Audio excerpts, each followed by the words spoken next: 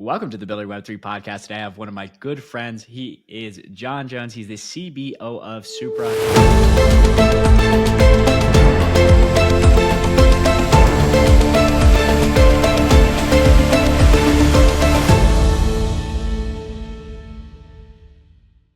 Quick disclaimer, we app only for informational purposes, and any views expressed by anyone on the show are solely our opinions and not financial advice. Jax and our guests may hold positions in the companies, funds, or projects discussed. Please do your own research.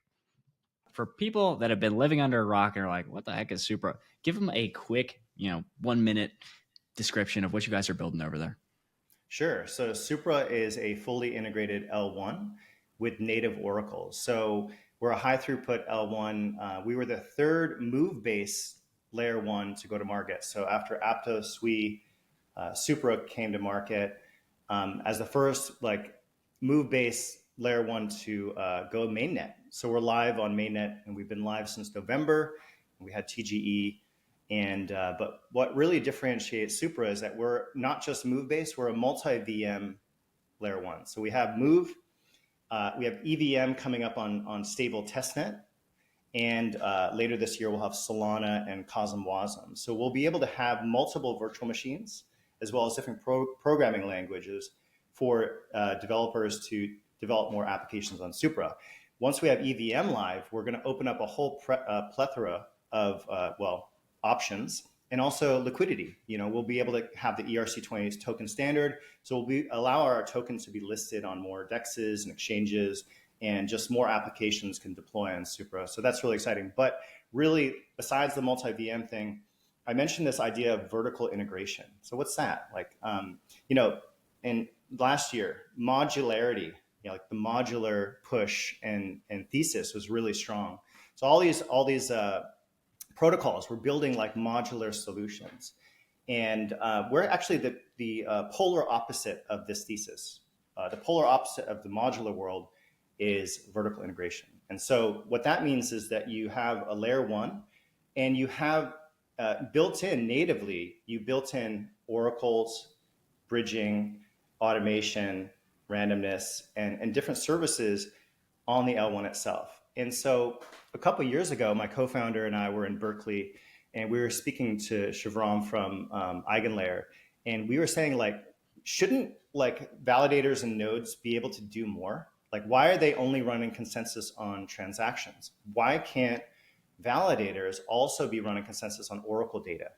And so that's what we've been building at Supra, is this L1 that can not only validate transaction data, but also take Oracle data and validate Oracle data price feeds to help power DeFi. And you might ask, well, why do you want to vertically integrate versus having a modular system? It comes down to one, shared security. So you have the shared security of the validators on Supra, on the L1 itself, and you're not using separate protocols. You're not using Chainlink here for price feeds or Gelato here for automation. Because most DeFi applications need Oracle services like price feeds to understand the price of assets. They need automation over here to be able to kind of automate and trigger some kind of transaction. And all of those, when you use different protocols, it brings in latency. And that's a problem when you're trading value, because if you look at blockchain or Web3 as this value transfer system, if you relate it to the stock market, like the New York Stock Exchange, traders for the New York Stock Exchange in TradFi want to have their servers literally across the street or under, if they could be closer to actually physically closer to the stock exchange, having the line of communication even this much closer, they can be able to get data faster. And if they can be able to get data faster, they can make better trades. And so that's kind of an example we'd like to give, that vertical integration has less latency, and therefore it has we can have better execution quality. Oracle data as well as automation enshrined into the L1 itself. Oh man, you brought up so many things that I want to talk about. And if people are interested actually in like high frequency trading and getting closer to the stock exchange, I highly recommend a book by Michael Lewis called Flash Boys, and it talks about all of the like crazy things that people do in order to get closer and try to execute transactions faster. So we talked about, and actually, funny enough, we met at ETH Denver, and nothing made me a little bit more bearish on ETH than ETH Denver. Listeners of the podcast will know is that ETH Denver itself kind of represents Ethereum, and many things start from the top down. So if you're like, you have like a really kooky leader, like your company's going to be a kooky. If you have a really strict leader, your company's going to be very strict. So if we look at like Solana as an example, Solana, they kind of pick winners. So people might be like, oh, they're more centralized, whatever, but you don't have this paradox of choice. And then if you look at like Ethereum, and this is why I kind of got bearish, is you look at the main conference, there aren't that many people there. There's all these satellite events with like random L2s, and then like you really have to know exactly where you're going, and it just makes it really confusing for the user. So I'm quite bullish on this idea of vertical integration, because people don't actually want that much choice. So talk to them a little bit about like why you guys chose to do this vertical integration. Is it purely like, hey, latency introduces a ton of problems, or you're saying like, hey, even UX wise, like having users pick all of these different like 14,000 dApps isn't really effective? Yeah, so you mentioned Solana. I think Solana is a great example of being a pioneer of vertical integration. We're also having different blockchains like Aptos, and Sui. Sui is also vertically integrating their kind of creating their own bridge. So they're vertically integrating a lot of their services as well. And I think in general, technology kind of gravitates towards vertical integration in general. But our thesis comes from what we talked about: high frequency trading, like less latency is number one, and number two is shared security. When you say, hey, like we want to use all these modular protocols here and there and there, here and there. These different modular protocols have different security assumptions.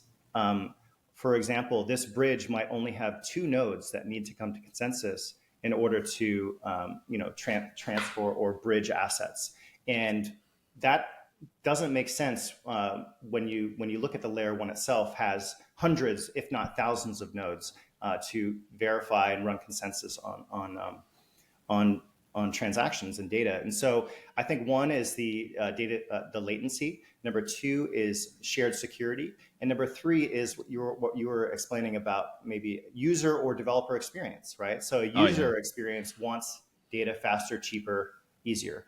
And the developer wants to be able to build on different virtual machines with different programming languages and without 10 protocols to connect to with different security assumptions. So I think it's all the above, those three things. Yeah, there's a phrase that I'd heard in the past. Back when I used to work at BlackRock, we had this system called Aladdin, and I was always, because I used to work on like the engineering tickets, and things would always be breaking. So my experience of Aladdin was horrible. But then I actually talked to clients; they liked it, and I was like, well, why would they buy this like bundled system that like isn't best in class? Like, wouldn't they want to pick the best software? And it's like, oh, actually, people love bundled systems because it reduces the complexity of choosing, and things are like very tightly coupled and integrated. They used to say there's only two choices. There's only two trends in software. There's bundling and unbundling. So it's quite interesting to see how everyone approaches it. Now, I do want to get into Move because we haven't talked that much on the podcast. We've had Coops from Movement. We've had Sui on here, but like Move, as I understand it, came out of the Facebook Libra project. What actually, like, why build a blockchain with Move? I know you guys enable multiple languages, but clearly there was a preference there initially, at least. Yeah, so we've been following Facebook Libra project since the beginning. So Josh and I have been working together as co-founders. We started working together 7 years ago. It's been a long time. We set up our crypto lab here in Taipei. And during that time, we were researching Libra because at the, in what was it, 2020 or something, this was all the rage. It's like, is Facebook going to create their own blockchain? And there was a lot of negativity towards that because people didn't want Facebook to create, their own stablecoin, this and that. I was actually for it, and we were kind of took a neutral stance, and we looked at the technology. We looked at MoveLang and the Move VM that they were building, and we were just like, this is actually because we were already looking at Rust as a programming language that we wanted to build our L1 with. And Move is just a derivative of Rust. And so it's just like it's just Rust but better. And Rust is, if you look at it in the Web2 world, it's I think it's the number one most liked programming language in Web2. And Move is just a derivative of Rust that is built specifically for Web3 and assets of value. And I spoke to Sam Blackshear, the founder of Move, and we're really close to the SWE team. And Sam said that Move and this object-oriented languages makes assets a first-class citizen for the first time. So this programming language and this virtual machine makes asset class a first-class citizen. And I thought that was a pretty interesting statement. But beyond that, our researchers just like really fell in love with it and felt like it was the most secure programming language to work with, and that we wanted that to be the foundation of Supra, and that eventually we'd build. We'll have multi VM support, but we wanted Move language to be the core of the Supra blockchain because of the security properties. In Solidity, it's very easy to code and make mistakes, and you'll ask any auditor. I think auditors in the Move field have it quite easy because there's not many mistakes that actually developers make, because the system is just made so you don't have like these double. It's like double. You name an asset and you give asset some value. We're not really allowed to then call that asset and give it a different value or a different name in Move. In Solidity, it's easy to make that mistake. And so Move is just easier and better for Web2 programming and programmers. And we believe that because Rust is already seen as the most loved programming language in Web2, we have the thesis that Move will also trend that way as well. Now, that said, I think we took a big risk on going Move first. And, by not going Solidity EVM first, we lack a lot of the developers and applications that have already built in the Ethereum ecosystem. And we also lack the liquidity potential from different dexes and exchanges, et cetera, to get listed. That's been a hurdle. But we took that risk because we believe in the long-term potential of Move. And we'll, of course, have EVM support in the next month or so, which will then give developers more options to build in Supra, and also increase the liquidity and movement of assets into our network. Yeah, I mean, I guess having worked at Google, like their overall philosophy was we hire smart people and we don't necessarily care like if they're a Java expert, because like we could teach them Kotlin tomorrow. Like if they're smart, they'll figure it out. So that to me, like, I always hear this thing like, oh, there's so many Solidity developers. I'm like, yeah, but like it's actually the liquidity, right? Like people will follow the money. Like, where's the money? Yeah. So that makes a lot of sense to me. I often wonder what would have happened with crypto adoption if the Libra project wasn't killed. It definitely was killed by probably the government. And talk to us a little bit, like if you could pontificate, like where do you think? Because I often think you're based in Taipei. Like I always hear, not that I've been, that Asia crypto adoption is much higher than the U.S. And I often wonder if it's because like we were somewhat antagonistic to like alternative banking options here in the West. I've been in Taiwan for 14 years, and I was always thinking of coming back to the U.S. But I got into Web3 while I was here in Taiwan in 2016, and it just never felt like we never felt like the market was friendly enough, for us or for myself to move back to the States. We had the situation, and I think a lot of companies went through this project choke point, where they closed down bank accounts. Our bank account was closed down. Like we were actually a part of that. And it made it very difficult, because imagine all of a sudden you don't have access to your money in a bank because they turn it off. And that's scary in itself, because you don't have like banking access. You can't like pay employees efficiently. And all of a sudden you have to find a new bank. And is that bank going to do that too? It's like, do we need to bank outside the US now? Like what is happening? And so I felt like not only worried about efficiency of setting up banking, but also like personal security, like with with undefined rules. How do I feel safe of doing business in the U.S.? And going to ETH Denver every year, it feels like in the past I felt a little bit insecure. Like I'm in this gray zone area with undefined rules, and what if all of a sudden this agency comes up to me or something like that. So there was always that fear. 100%. And it definitely limits for entrepreneurs in Web3 and American founders. It kind of limits our desire in the past to be in the US. And so, yes, a lot of the innovation and a lot of the hype and excitement for Web3 has been in Asia for the last 6 years or so. So Singapore, Hong Kong, Taiwan, and these regions. And you have also Thailand. There's up and coming Thailand, Vietnam, and Indonesia. So Asia has definitely benefited during this time. But because of the new administration is much more friendly to crypto, I actually think that that's going to bring a wave of American founders and a new American founders to feel like they can actually start and do business in the US. And I'm excited for that because this is the first time I've ever felt like, whoa, I kind of feel like now I need to move back to the US because that's where the business is going to be.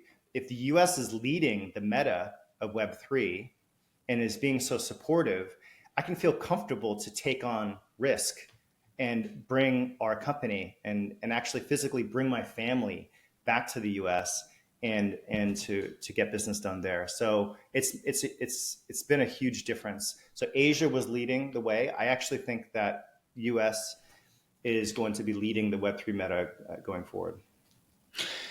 Yeah, I don't know. I hold this like dichotomy in my mind where I guess because I'm also an expat that I look at the US and I'm just like, yeah, I mean, maybe we have 4 years and like really like how long is a presidency? It's 2 years until they have to run for re-election. So you could just have, a complete total switcheroo of the administrations and get a very bearish sentiment. So I'm still pro expat and I'm watching from a distance being like, but again, I don't have any token. I don't have any foundation, yada, What yada. was interesting though, what was really interesting to see is how many people actually hold or have traded cryptocurrency in the US. Like the number is very high.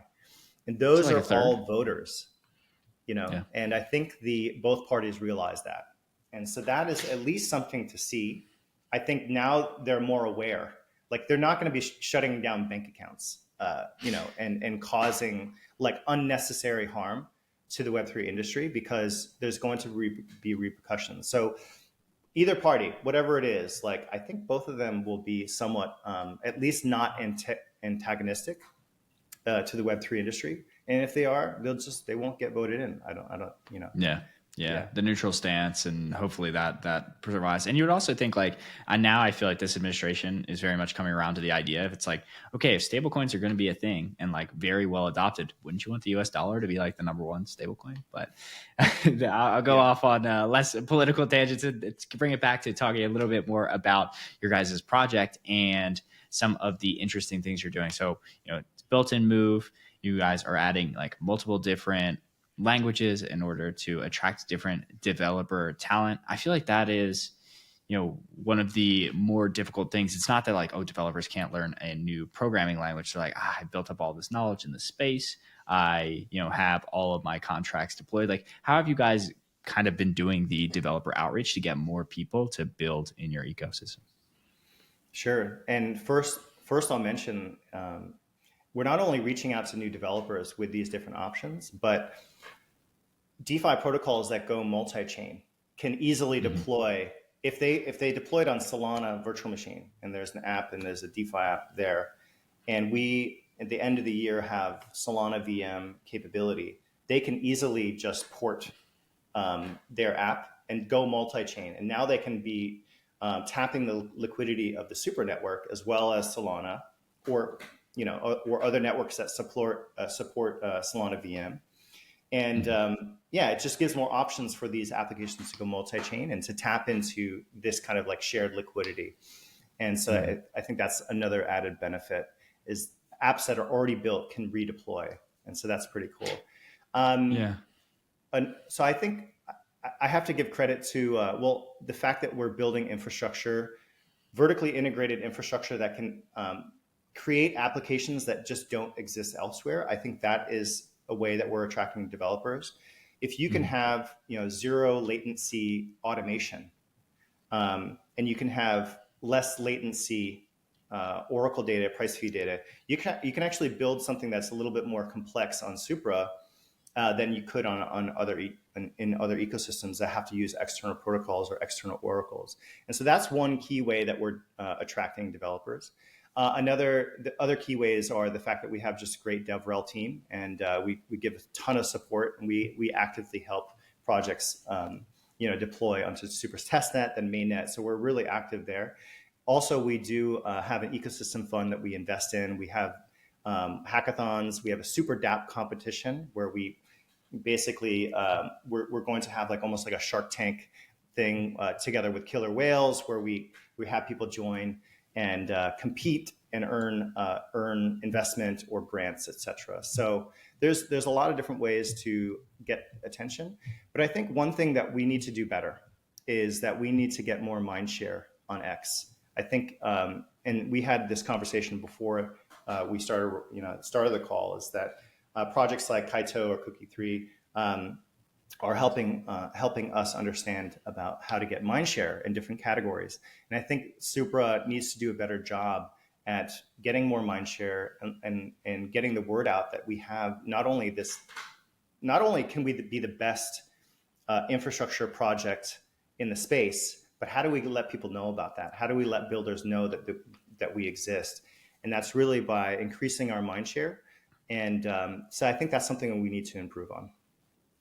Yeah, no, we're obviously big fans of mindshare on the podcast. Yeah, I have a whole media organization built around, trying to, get more people's voices out there. One thing that I think is not talked about enough, and I'd be curious to get your take on this, is if we look at like the pools of, regular liquidity, like, Web3 investors or even like Web3 developers, it's quite circular, right? Like people will bounce around infrastructure, but like, how are we getting new people into the system? So I'm always curious, like if we look at, and this would just be my opinion, is if we look at crypto product market fit, we've got stablecoins, we've got DeFi, RWAs, AI these days, I think is good, but still only limited use cases like agent wallets.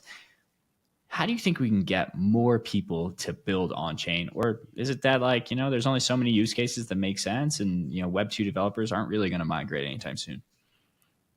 Well, I think you said stablecoins. Stablecoins will be the mass adoption product that has the most product market fit. Stablecoins through some type of Web3 enabled Stripe competitor. And actually, we're building one at the moment to help enable subscription products, so people can actually like automate weekly or monthly, subscription to different services. And so stablecoins are definitely the massive onboarding. If you asked me a year ago, I would have said gaming. But I think it starts with stablecoins, then gaming probably. And then also SocialFi is interesting, but yeah, stablecoin is the number one thing that's going to onboard the next billion users. And gaming might onboard the next million, right? So stablecoins, of course, I think we all know is the big thing that people will use the most. And then yeah, gaming is also really interesting. I love gaming myself, and I used to game way too much in university than I should have. But yeah, I think gaming will be interesting. Do you have the gaming background, or do your followers have kind of Well, I gaming interest? am. I used to be a gamer in high school, and I realized that it just was like a vortex of everything that I liked, and I had to give it up. Like many things in my life, I just had to give it up, and I was like, if I do this, I won't do anything else because it's almost too good, and I can't imagine like. So I only think I was in high school and around like 2012. So people can be like, "You're an old man." I got so into it. And I'm like, I could only imagine what an extra 14 plus years of game development has done to the like male psyche in gaming. So I avoid it like the plague. Truthfully, Sure. I can't do it. But I'm bullish That's on the idea of the adoption. that's interesting that you said that you avoid something that you actually loved and got sucked in so much. Oh And yeah, I had a similar experience when I tried TikTok for the first week. yeah, I it's tried great. TikTok for about a week. And this was a long time ago. I was actually trying TikTok before they were rebranded to TikTok because they were pretty popular in Asia beforehand. I forget what the name was though. They rebranded to TikTok, and I tried it for a week, and I was like, "This is so addictive and So interesting good. that Yeah, I just have to delete it off my phone." yeah. And and if people, and then I talked to people, and they're making fun of TikTok dancing. I was like, "Look, this thing is addictive and so good. This algorithm is nuts, and like it's Nuts. so good that I had to delete it." And so I haven't used TikTok since because it's one of those things for you. It was Yeah, gaming when you were in high school. You kind of have to sometimes give up those things that are just too good to be true, yeah, or it's and too good and it becomes unhealthy. Yeah. yeah, and I'll double back into why I think gaming is. This might lose me some listeners here. Is I think it's perfect. Gaming's like perfectly set up to like trigger the reward responses in like guys' brains because they feel like they're constantly like accomplishing things and leveling Yep. up without having like the strenuous difficulties of like building a business or like building your muscles. So I was like, okay, I'm getting all of the like accomplishment dopamine receptors being like yay yay yay. So I think people get that kind of like that cheap dopamine from TikTok and things. But what I always advise people, I was just teaching the Arbitrum Ambassador group, we were doing like an upskill program for them to make them better at short form content. And I was saying, hey guys, TikTok is very addicting. Reels, they're very addicting. But what you always have to do anytime you're watching content is you have to view it from a creator's lens. So set a timer on your phone, spend 15 minutes on there and be like, okay, I'm watching this video to understand the art of storytelling or the different effects they're using. So I never found the ability to like, because I was never a game developer, to go into a game, be like, I'm using this as like a research experiment. I'm capping my time there. To me, it was Yeah. just all the dopamine, no success.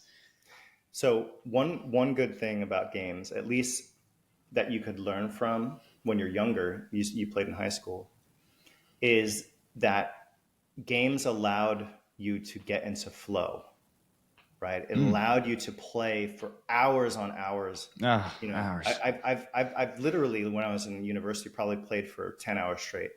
And I could do that because you get into this flow of doing something extreme focus, dopamine, right? There's this like flow that happens.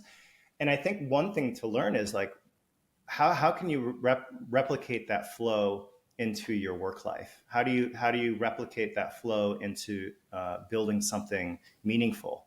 And I think that's at least the one lesson you can learn. Eventually, you should probably stop gaming, but take that lesson of, whoa, I got into flow before. I've done it before. I've seen it. I felt it. How do I apply that to something else? And why am I not experiencing flow right now? What tweaks do I have to make to do that? Yeah, I like that point. So if I had to go back into gaming, there's one thing I would look at is like, how do I structure a reward system to make my life more like a game? I actually think that's a great mental frame, is like, how do I treat my life like a video game? Another thing, actually, I'll add in, I can't believe we're talking about this much on a Web3 podcast, but one thing that's great about gaming is it actually like fosters a lot of male camaraderie. And like a lot of guys are super lonely, but they'll hop on Xbox Live. I don't know what the kids play these days, but back when I was a kid, it was Xbox Live. And you just talk with your friends for hours and you're like, that's good. A lot of guys here are like super lonely. Like they talk about like being chronically online, and social media itself is like actually not particularly social. Like now you have Yeah. followers, you have subscribers, like you have pretty much, people even say like, oh, our community. It's like, are you actually friends with these people, or is it just like just numbers in a Discord or numbers in a Telegram? Yeah, so that's all to say that. But to double back on Supra and some of the things you guys are building, we are always looking at different kinds of startup ideas because we have a lot of builders, aspiring founders that listen to the podcast. What is something that you think someone could build on Supra or in the crypto ecosystem in general, where they're like, you know what, I feel like this is not being addressed right now? Well, we have a lot of ecosystem partners and also our team internally that are building different products. There's that one product I was talking about where, I mean, I think mixing AI agents together with like good data. So if you have data from an Oracle price feed, index pricing data that has historical pricing data, if you have data from sentiment analysis, and you could be able to feed that into a trading bot, like almost like this this this agent that can be able to read that data and kind of give you advice on like maybe trading strategies, or let's just say how to increase your mind share on X, right? It could be itself a coach to kind of have, hey, how do you increase your mind share on X, or how to do this and that. So I think tapping into different data is something that Supra does well and helps enable, and also to be able to automate using that data to automate the transfer of something of value, right? Whereas the Web3 part comes in, right? The transfer of value. And so, yeah, I think kind of mixing agents together with data, with automating tasks, I think that's something that could be that could be built on Supra. Yeah, I have a startup idea. I don't know if it would be right for Supra, but I think this is a great idea that could be built in Web3. So if Gemini tomorrow releases like a new model that's better than Claude Sonnet or better than ChatGPT, ChatGPT still may be better, or Claude Sonnet may be better, whatever your LLM of choice is, because you have all this built up memory there. So you end up like exporting PDFs and creative briefs and having to upload it. I think a good idea would be somebody to create some kind of decentralized memory where it remembers that I am the founder of AdWeave and Building Web3 Media, and I grew up in Philadelphia, and all these kinds of interesting things about me. So if there's a new AI agent I want to use, I can just give it temporary access to my memory bank so that it can give me much better personalized recommendations. Part of what we're doing in my company is like, are you doing user analytics? No, not that, but I'm thinking that's a great idea. Like if someone wants to run with that, hit me up in Twitter. I would love to chat more about that idea. So we've been thinking about this idea for the last 5 years. Oh, wow. My co-founder came up with the idea, and it's we call it a value management system. But in this system, back in the day, we were thinking about like, well, how do you take your Web 2 data and upload it into your own encrypted server? And so you could download your Facebook data and kind of like manually bring like port data over from your old Web 2 life, right? Yep. So that's what we were thinking back then. But now it's really like, well, how do you use these different services and aggregate the data that's built up on you? And how do you kind of aggregate that and kind of extract that into that drive?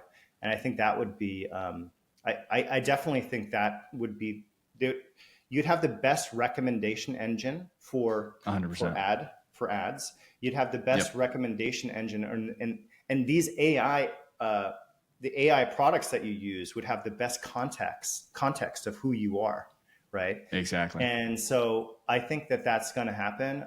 We've thought of it about 5 years ago. We weren't thinking about it in terms of aggregating the data from the agents or the different like LLMs.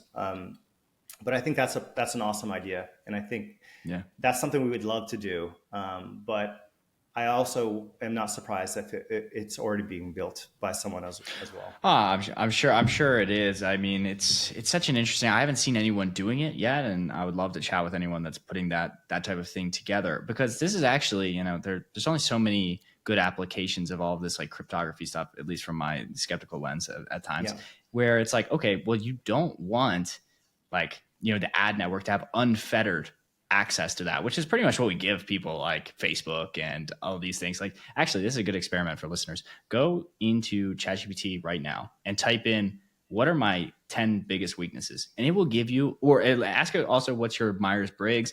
It will get surprisingly close. Like maybe one of the answers will be slightly off, but it's crazy how much that has. And it's like, okay, even if we're comfortable with that, you'd still want to be able to port it over. Like, let's say there's a hospital LLM in the future, and you're like, well, I'd want the hospital to know that I had like business stresses, or I didn't sleep well, and like I got in a fight with my girlfriend last week, and that's affecting potentially my health. So you just want this data. And some people are worried about that. But actually, I can't move away from ChatGPT at the moment because it has so much accumulated data 100%. right? And so it knows my Myers-Briggs, like without me telling it. It knows, and it was able to diagnose or tell me what my character types are, and what is my working genius. All these different things you can ask, and it's because it's built up, like you've built up conversations and data on yourself there, And even though like Grok actually is probably more powerful than ChatGPT at the moment, it's hard for me to kind of like just switch over because, well, Grok doesn't know the full context of me and my voice and kind of my character and stuff like that. So, dude, yeah, I'm all about, if we could be able to aggregate that data and just allow it to be shared, in a encrypted manner to multiple platforms. Yeah, because there's this idea of decentralized AI, and everyone's here at G's podcast. So like, I'm very into the decentralized AI space, but I don't think you really, because this is one of the moats that like a ChatGPT has. Like, you really can't chip away. Like, most people aren't going to run Llama on their iPhone or wherever. They're not going to do it. But if you could actually crack that decentralized memory idea, that's when I think you actually open up the choice for people to be like, you know what, DeepSeek, I like it. And the thing is that we've heard a lot about since 2017, this idea of decentralized identity.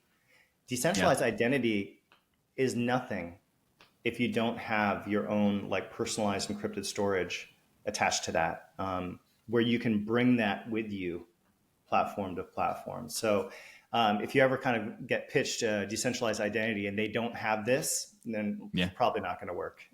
Yeah. I think I'm talking with Bravado ID soon. I talked to them in the past. It was when I was less fluent in the space. They may be working on something like this, but I'll have to follow up. But I know you've been very generous with your time. You're a very busy founder. So finally, where can people learn more about Supra, and where can they learn more about you?